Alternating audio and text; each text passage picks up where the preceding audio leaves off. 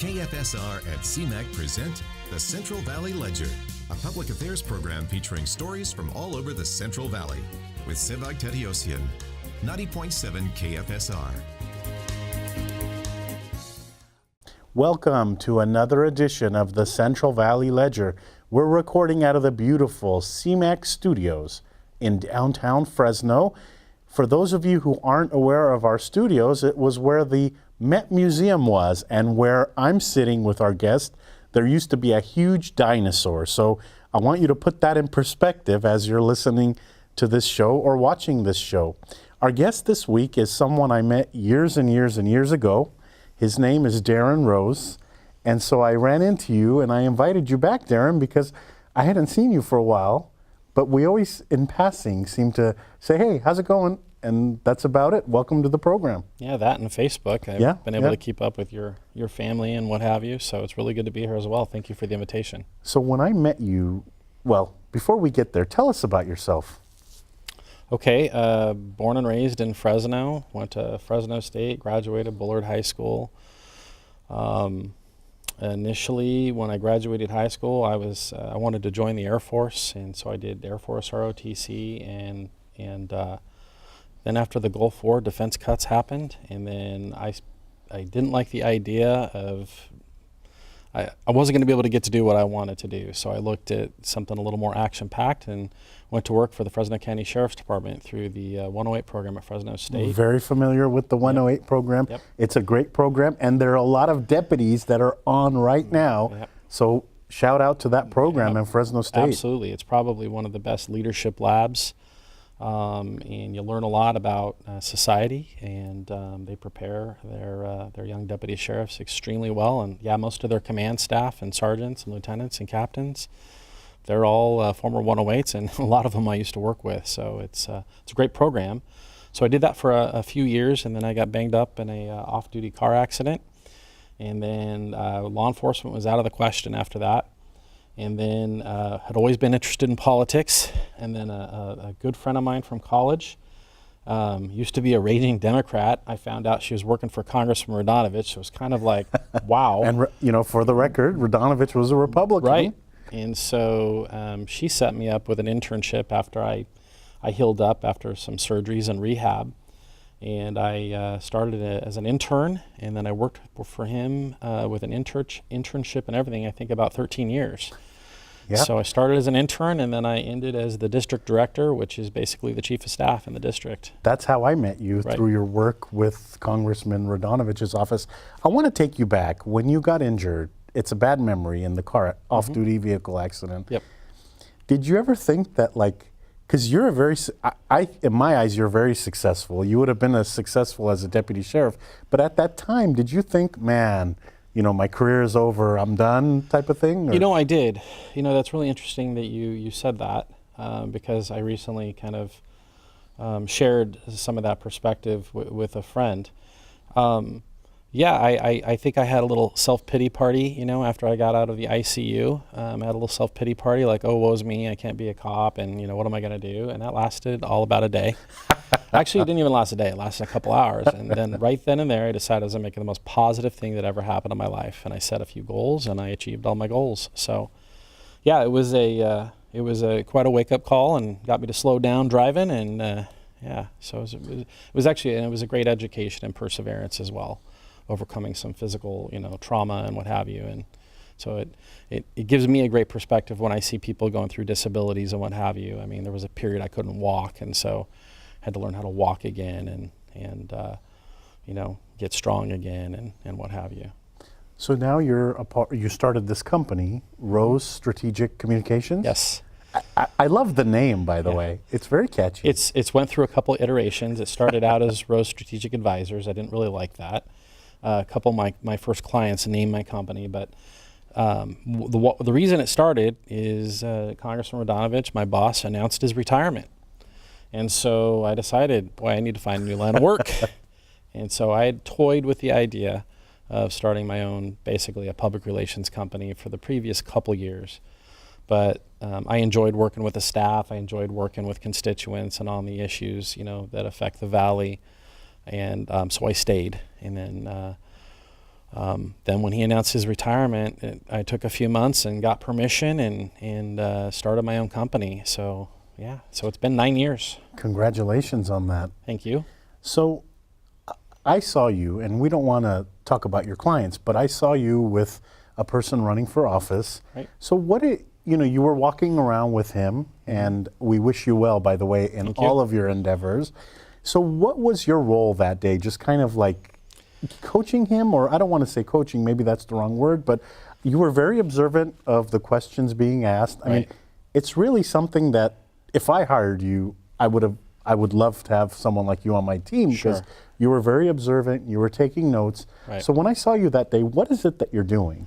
So that actually happened to be my client's first time, speaking before a group.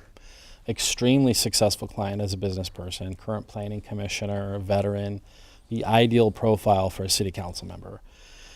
But we don't know what we don't know, and when you're venturing out to run for political office, you're not in your element. And so I had coached him. I'm working with another consultant who's very well respected in the region on his race, and so I wanted to give him some coaching points, but I also we don't tell people what to say.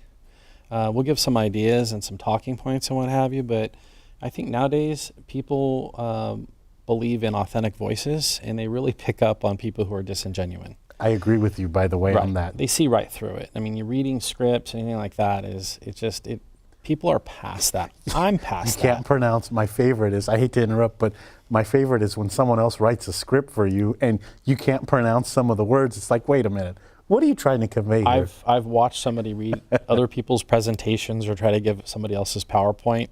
It's really, people figure it out really quick, and it's embarrassing. But that night, Lawrence did a really good job, and I was observing him and also noting the questions and how he responded to things. He muddled through it a little bit. He hit a few out of the park, and then he missed a couple. He missed a couple. I like baseball, so he missed a couple. I love the easy analogies. ones. Easy ones right down the middle. But he's learning, and since then we've done about 3 more things. And it's like last Friday we met with the Associated Builders and Contractors, and they were impressed. So he's picking it up. So I'm just helping him. I'm just shepherding him through and just helping him learn, this process, because again, extremely successful profile, but hasn't been in this. He's been the guy that's sitting on the other side. So. And I want to ask about running for office, because you've worked for an elected official. You've seen a lot of people run for office. When they put their name out there, the wolves come out, right? The Absolutely. wolves come after you. Once you become a public person, you run for elective office, you lose a lot of, right to privacy and all these things. You become an open book. And so I go through with my clients and just explain, the process. And everybody's going to be looking at everything, and everything from your financial records to your tax records or your criminal history or what have you. And we go through that, and just to make sure that they're comfortable with that.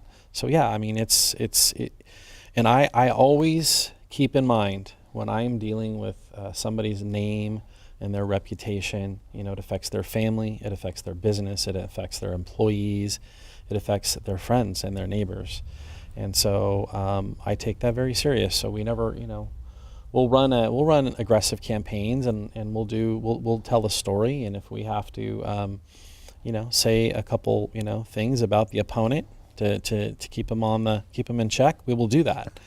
So I'm going to interrupt you throughout this interview. My apologies. So you're not afraid to throw the punch either at the other side. See, you don't come across as the guy who is ready to throw the punch, but now I learned you're ready. I will. Yes, it's called negative campaigns. I won't do dirty campaigns. People tend to think they feel like it might be a dirty campaign when they're getting hit, but we keep it on the record. Honest. We keep it on the record. Everything's verifiable. Everything's backed up. It's not. I was blessed enough to go to the RNC Campaign Management College for the Republican National Committee. Puts on probably one of the premier campaign colleges in the United States, and it was serious. It's 7 days, it's like 12 hours a day. Wow. It's all the people you see on TV were your instructors. So yeah, it was intense. So I take that serious, but so I prepare, my clients and what we do. So I'm not afraid to do a negative campaign, but I'll never run a dirty campaign, a personal attacks or anything like that. Isn't it going that way these days? I feel like there's one thing when it's the truth coming out about somebody, which is all game, and then there's the dirty side of it, like you mentioned. I feel like things have gotten dirtier lately, or maybe I'm getting older and I'm realizing it more. I think the tone and the tenor of politics has just gone down a completely different road. I mean, I have a lot of friends who are working for members of Congress, assembly members, and they are very, very fine people. I've got friends on both sides, and you would recognize all the names. And I don't envy, because when you're working for a member of Congress or an assembly member, a state senator, or a mayor, there's a decorum, there's a professionalism, there's ethics rules, there's all these things that you have to fit. And most of the staff members got along really well. But the politics nowadays have become so polarized where we don't talk to each other anymore. And I think that's a real shame, because 10 years ago when I left, it was completely different. And it's just continued to go down this road. And so what you're seeing now is politics is this constant battle. Open up the Fresno Bee, go online, look at Facebook, fake news. I mean, there's tons of examples of, what may be perceived as dirty. And some of them are, frankly, it's dirty politics here and there. And I think though that people are pretty savvy, and I think the majority of people kind of shy away from that, but then you have some real folks on both sides that probably go a little bit too far. And I respect passion, and I respect people wanting, to see justice in certain instances. They feel passionate about something, and I respect that. At the same time, we're all Americans. We need to work together. And I'm glad you brought that up, because that's the direction I'm going to go next. Don't the parties need each other? I mean, unless there's a super majority like California, isn't it that one party needs at least some of the other party? Yeah, you really do. And I think to his credit, I'm sure I'll get some detractors for this, but Governor Newsom has done a decent job in reaching out to Republican mayors. I know we met recently with Mayor Brand and Mayor Go in Bakersfield and Mayor Murphy in Merced on different concerns, everything from water to high-speed rail. And I think that's to his credit, because you definitely need the two-party system. I think functions best when you have two strong parties. But the Republican Party in the last 10, 15 years has really withered away in this state. Its message has not resonated with a lot of people. And I had a friend who's a very high-level lobbyist that I went on a trip with last year. And he told me he's a staunch Democrat, came up through the Democrat system, works for a major Fortune 500 company now. And he said, we need a strong Republican Party, because, you get one party rule and too much control. And then too much control, and then all this all these it fragments, and all the infighting, and there's not that check. You worked for Congressman Radonovich for a long time. Working for a congressman, because they have elections every 2 years, it could be stressful. It's rewarding, but it could be stressful. What that time of your life, talk about some of your favorite things that were going on. I mean, you were very active. I'm taking you back, but you were very, you were active in a lot of things. Maybe I'll rephrase the question. Did you enjoy the constituent work? Because I would see you at events and you would talk to people. And so I really did. The first half was a field guy. I was out in the field, and working on everything from issues, working with our legislative staff, who was in D.C., and then working with local stakeholders. Everything from Mayor Autry's staff on an issue to Yosemite National Park on a Homeland Security issue because of the Hetch Hetchy Reservoir. So I got to do some really, really cool things. And at times it was extremely stressful. The ones that California has safe congressional districts.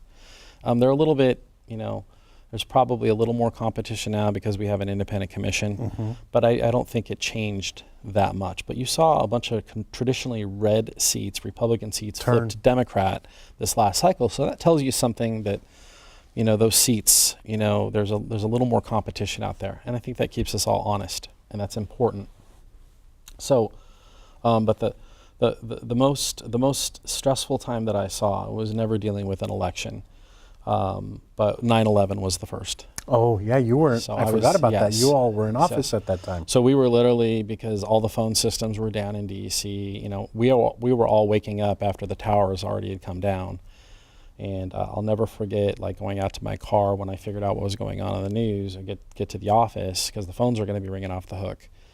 I heard 2 F-16s just fly. There's afterburners. And I looked up, and it was funny. One of those guys he's an Air Force pilot who I was in Air Force ROTC with, but I didn't learn about that he was one of those pilots until about a year and a half later. Yeah. And I'm thinking, something, is on the West Coast too. But one of the scariest things is we had missing interns. And it was, we were one of the first offices to receive BlackBerries. So our BlackBerries were still working, so we were trying to track down interns. And so sometimes there are tours at the Pentagon. We didn't know, there was so much information that we didn't have at the time. And then I remember George had a bunch of interns and staff members all at his house on East Capitol, which was a walking distance from the Capitol. It was about a quarter mile, if that.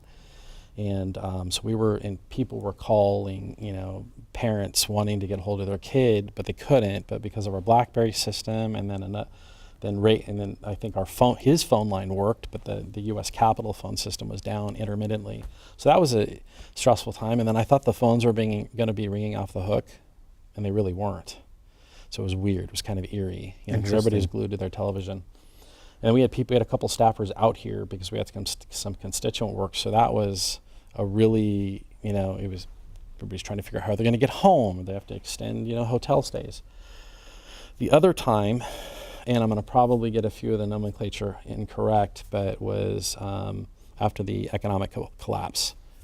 You all were in office then too? Yeah. Interesting. And so it was really interesting because I was doing my master's program at Fresno State at the time, and I was getting a degree in international relations, a master's degree. And you have a bunch of electives that you can take after you get your core courses done. I was taking a bunch of undergraduate electives and some graduate electives in economics.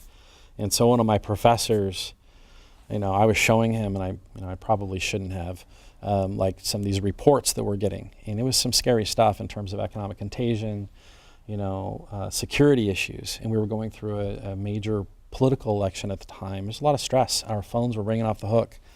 And then George voted. He voted with the president asked him to vote for the bailout, and his district was against it.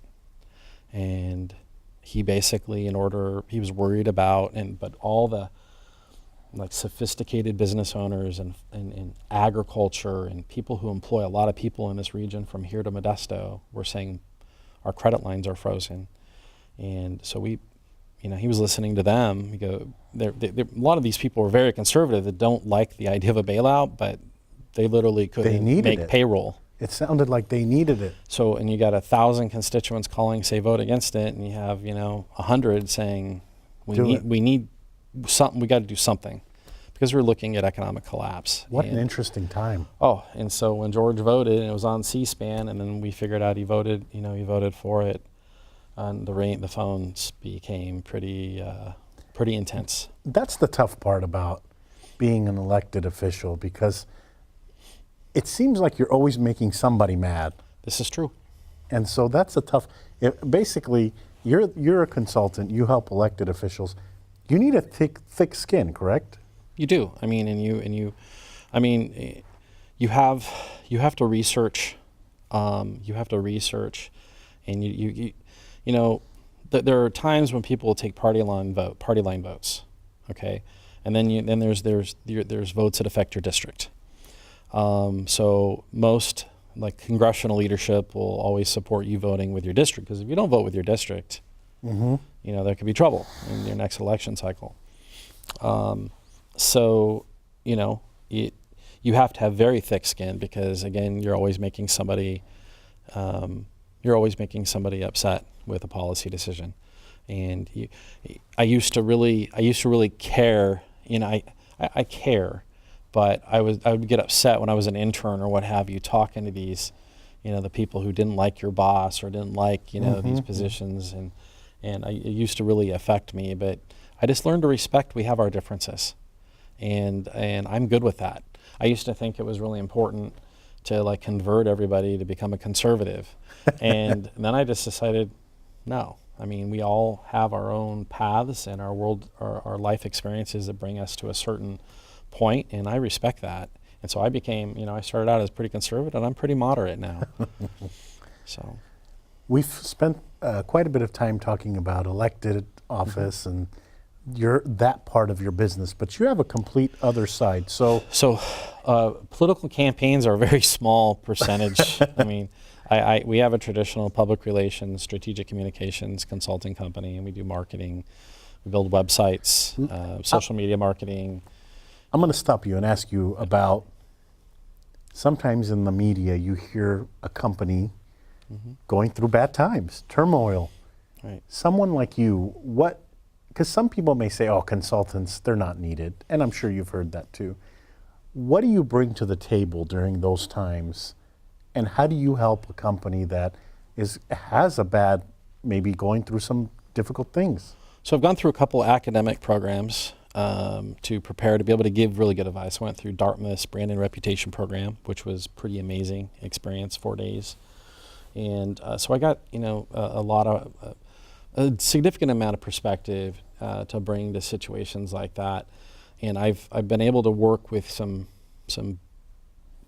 companies, and usually when you're going to assist a company with a sensitive issue, you sign a confidentiality agreement. So I'm not at liberty to, you know, discuss those clients. No, and we don't want you to discuss those things. But I mean, the biggest thing is to show empathy, to actually have they call it a crisis communication or crisis management plan in advance. A lot of insurance carriers for a business will usually give you a discount, so it'll almost pay for itself to have one of those. But it's an orderly process to be able to deal with a situation. But one of the most important things that I tell clients, you know, on my public affairs, my normal part of my practice is something called issues management. It's a subset within public relations, and basically you're always scanning the horizon, looking for issues, looking for problems. That's a disgruntled employee. That's a complaint, a series of complaints about a product. There's some type of regulatory or social or political issue, a potential protest that could affect your company. So you're always looking and you're scanning the horizon. It's kind of like what I did for the congressman. You're always looking for potential, you know, things that are going to cause you an issue, and if you prepare for them in advance, it will mitigate, you know, harm to your brand, your reputation, which those things that get injured have a very strong effect on the value. It affects your employee morale, your ability to attract talent, your ability to do deals in the community. So thinking through situations, and then also, you know, how you talk to the media. How you explain things or what you choose not to explain. Sometimes there's legal issues involved. So the biggest thing that I tell is never to say no comment to a guy like you. I mean, that you don't ever say that to a reporter, because automatically perception pivots. It comes to like, off negative. Of course. No comment. You're hiding something. Yeah. You know, you explain. It could be very true, but explain why you're saying no comment, or don't use that phrase, but just explain. You know, you want to, you know, do that. Give them some type of information. The Valley. This show is broadcast in Fresno, Clovis, Madera, and it goes down to a little bit of Tulare County. Is this area an area where consulting is good? And the reason I ask that question is because, like, when you think of consultants, you think a high-rise in New York or a high-rise in Los Angeles or at the Capitol, both capitals. Yep. But you're fairly busy, and so this area, it tells me there's a need for consultants. There is. I mean, you know, and here's the thing: is I consider myself extremely blessed, and you know, I'm not one of those guys always out, you know, tooting my own horn or trying to generate, you know. You're very, I've never heard you say anything about yourself that's this like self-promoter. No, I've never heard that. Well, I think, you know, when you work for a member of Congress and when you work in law enforcement, it's about your constituent, it's about your audience, about your clients, it's about your, you know, the organization that you represent. And so I put them front and forward. But I'll say for 9 years I've been busy, and I've got a good amount of clients, and I've got a staff of full-time and part-time folks who work for me, and we're busy, and that's good. I have a mix of state government clients and private clients, and then again, you know, I do a little bit of political consulting here and there. But you know, I'm busy and I'm blessed and I'm thankful. There is one initiative that I would love to just briefly talk about if I can. Bring it up. So I'm sure a lot of folks are familiar with the tragedy regarding Gavin Gladding, the Clovis educator that was killed in the hit and run. I grew up next door to Gavin. Oh, I'm sorry to hear about that. Our parents shared a fence line for 30-something years, and so it was devastating. I wasn't close to Gavin in our later years, but you know, I grew up with the kid, and he's a very, very fine man, and it was a tragedy. But I'm helping the family with the Gavin's Law initiative. So we are still working our way through the legislative process in Sacramento, and we'd be very grateful if folks who watch your show or listen to your show go to gavinslaw.com and sign our petition. We have, I think, over 10,000 signatures, and it continues to grow. Right now we're in the process of working with the Public Safety Committee because of some extremely compelling testimony by Susan Gladding.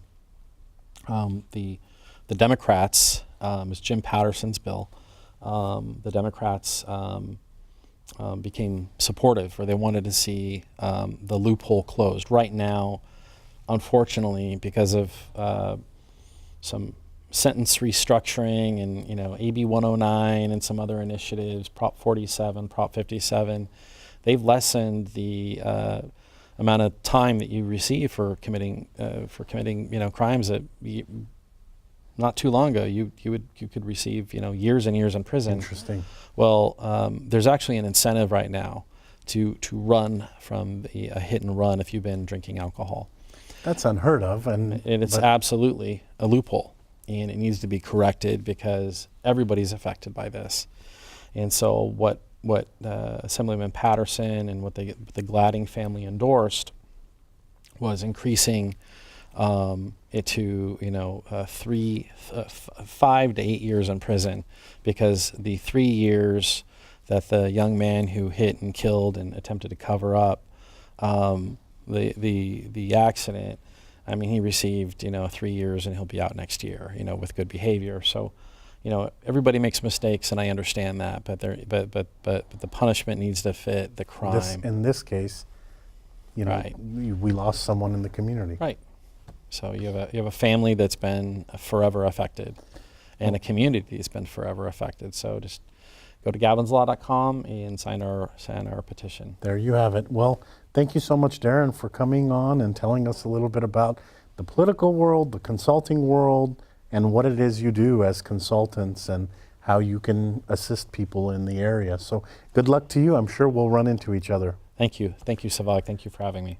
That's all for this edition of the Central Valley Ledger.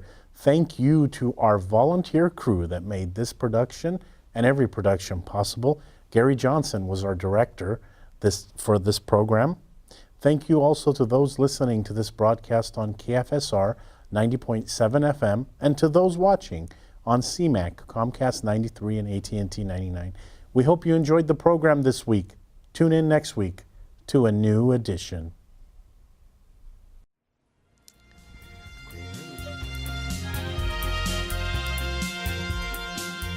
KFSR and CMAC present the Central Valley Ledger every Sunday morning at 11:30. For a complete program schedule, visit kfsr.org.